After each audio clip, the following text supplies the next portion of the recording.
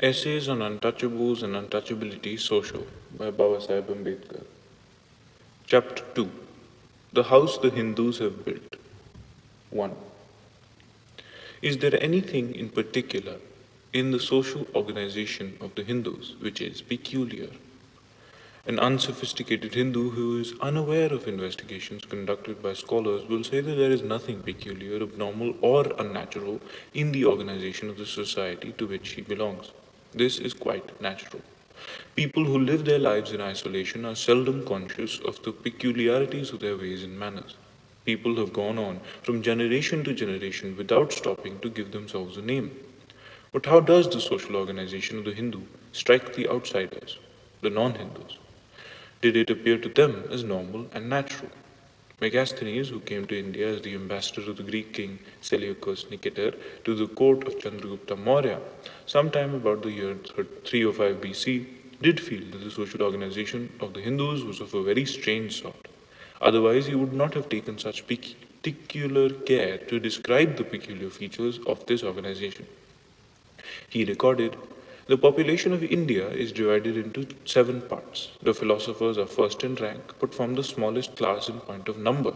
Their services are employed privately by persons who wish to offer sacrifices or perform other sacred rites, and also publicly by the kings at what is called the Great Synod, wherein at the beginning of the year all the philosophers are gathered together before the king at the gates, when any philosopher who may have committed any useful suggestion to writing, or observed any means for improving the crops and the cattle, or for promoting public interest, declares it publicly. If anyone is detected giving false information thrice, the law condemns him to be silent for the rest of his life, but he who gives sound advice is exempted from paying any taxes or contributions. The second caste consists of the husbandmen who form the bulk of the population and are in disposition most mild and gentle. They are exempted from military service and cultivate their lands undisturbed by fear. They never go to town, either to take part in its tumults or for any other purpose.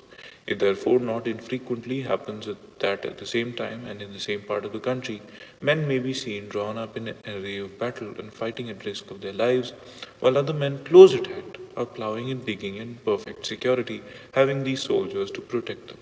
The whole of the land is the property of the king, and the husbandmen till it on condition of receiving 1/4 of the produce.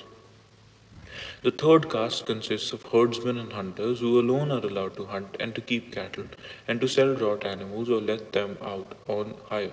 In return for clearing the land of wild beasts and fowls which devour the seeds sown in the fields, they receive an allowance of grain from the king. They lead a wandering life and live under tents. The fourth class, after herdsmen and hunters, consists of those who work at trades, of those who vend wares, and of those who are employed in bodily labor. Some of these pay tribute and render to the state certain prescribed services. But the armor makers and shipbuilders receive wages and their victuals from the king, for whom alone they work. The general in command of the army supplies the soldiers with weapons, and the admiral of the fleet lets out ships for hire or of the transport both of passengers and merchandise. The fifth class consists of fighting men who, when not engaged in active service, pass their time in idleness and drinking. They are maintained at the king's expense, and hence they are always ready when occasion calls to take the field, for they carry nothing of their own with them but their own bodies.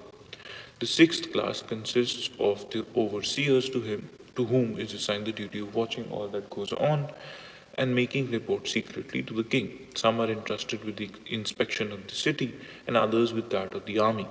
The former employs as their coadjutors and the courtesans of the city, and the latter the courtesans of the camp. The ablest and most trustworthy men are appointed to fill these offices. The seventh class consists of the councillors and assessors of the king. To them belong the highest posts of government, the tribunals of justice, and the general administration of public affairs. No one is allowed to marry out of his own caste, or to exchange one profession or trade for another, or to follow more than one business. An exception is made in favor of the philosopher, who, for his virtue, is allowed this privilege. The end.